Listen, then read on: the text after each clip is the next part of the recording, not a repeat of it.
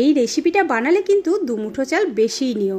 সত্যি বলছি, বাড়িতে সবাই চেটে পুটে দুমুঠো ভাত বেশিই খাবে, এতটাই সুস্বাদু হয় এটা। আর আমি প্রথমবার বানিয়েছি, প্রথমবারেই আমার দুর্দান্ত লেগেছে।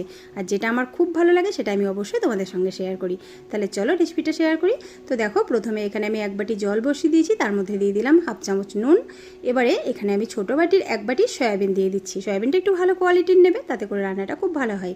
তো এবার এটাকে আমি সেদ্ধ করে নেব। জলের মধ্যে দিয়ে দিলাম, একটুখানি নাড়িয়ে দিয়ে এটাকে আমি 3-4 মিনিট মতন সেদ্ধ করে নিয়েছি। খুব ভালো মতো একটু সেদ্ধ করে নিতে হবে, তাতে খুব ভালো আর কি নরম হবে। তো চলো, এবারে দেখো সয়াবিনটা সেদ্ধ হয়ে গেছে। এবার এটাকে আমি গ্যাস বন্ধ করে দিলাম। এটাকে জল ঝরিয়ে নেব, তারপর দুবার খুব ভালো মতন ধুয়ে পরিষ্কার করে নেব। এদিকে মশলা বানিয়ে নিয়েছি দেখো। তো তার জন্য এখানে আমি 1.5 চামচ পরিমাণ পোস্ত দিয়েছি। সয়াবিনটা যতটা নেবে সেই হিসাবে দেবে।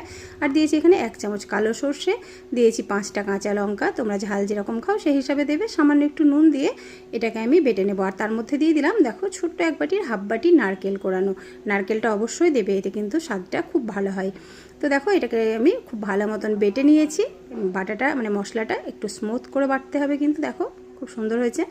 এবারে এই সয়াবিনগুলো আমি বেটে নেব। তো সয়াবিনগুলো জলটা খুব ভালো মতন চিপে নিতে হবে। জলটা আমি আগেই ঝরিয়ে রেখেছি, তারপরেও কিন্তু আমি আবারও হাত দিয়ে খুব ভালো মতন চেপে নেব, কারণ জল থাকলে রান্না করতে একটু সময় বেশি লাগবে। তো জলটা তুমি যত ভালোভাবে চেপে নেবে তত রান্নাটা তাড়াতাড়ি হয়ে যাবে। তো দেখো, এই যে আমি জলটা খুব ভালো মতন সয়াবিন থেকে চিপে নিচ্ছি। এবার এটাকে আমি একটুখানি বেটে নেব। তবে এই সয়াবিন বাটাটার মধ্যে জল একটুও দেবে না, দরকারও নেই। তো খুব একটা মিহি পেস্টের দরকার নেই, একটুখানি দরদরা হলেও কিন্তু খুব ভালো লাগে খেতে, মুখে দানা দানা পড়ে, সেটাও ভালো লাগে। তো এই যে দেখো, আমি বেটে নিয়েছি। এই যে দেখো, দেখতেই পাচ্ছ একটুখানি দরদরা ভাব কিন্তু আছে, একেবারে মিহি পেস্ট আমি বানাইনি। আর মিহি পেস্ট ভালো লাগবে না, এরকমই রাখবে।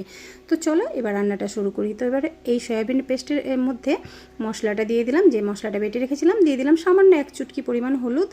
আর নুনটা দিয়েছি বুঝে, যেহেতু মশলার মধ্যেও নুন আছে তাই নুনটা একটু বুঝে দিতে হবে। দিলাম 1/2 চামচের কম চিনি। আর দিয়ে দেবো এখানে দেখো একটুখানি লঙ্কা দিয়েছি। লঙ্কাটা কিন্তু আমি কাশ্মীরি লঙ্কা দিয়েছি শুধু কালারের জন্য, যেহেতু ঝালের জন্য এখানে আমি কাঁচা লঙ্কা দিয়েছি। এবারে এটাকে হাত দিয়ে খুব ভালো মতন চটকে মেখে নিতে হবে। তোমরা চাইলে চামচ দিয়েও মাখাতে পারো, তবে হাত দিয়ে মাখলে একটু ভালোবাসাও আর কি মিশে যায়, তাতে করে স্বাদটা আরও বেশি ভালো হয়। জাস্ট মজা করলাম। তো চলো, এবার এটাকে খুব ভালো মতো মেখে নিয়েছি। এবার রান্না করে নেওয়ার পালা। তো গ্যাসে কড়াই বসিয়ে দিয়েছি দেখো, তার মধ্যে দিয়ে দিলাম 2 টেবিল চামচ মতন সর্ষের তেল। এই রান্নায় কিন্তু একটু তেলটা বেশি দিলে ভালো লাগে, তবে আমি একটু কমই দিয়েছি। আর দিয়ে দিলাম 1টা শুকনো লঙ্কা, 2টো চেরা কাঁচা লঙ্কা, 1/2 চামচ কালো জিরে। ফোড়নটা একটুখানি নেড়ে ভেজে নেব। তারপর এর মধ্যে আমি দিয়েছি পেঁয়াজ কুচি, একটা বড় সাইজের। এই রান্নাটা আমি যেটা দেখেছিলাম সেটা কিন্তু নিরামিষ ছিল, তবে আমি যেহেতু নিরামিষ দিনে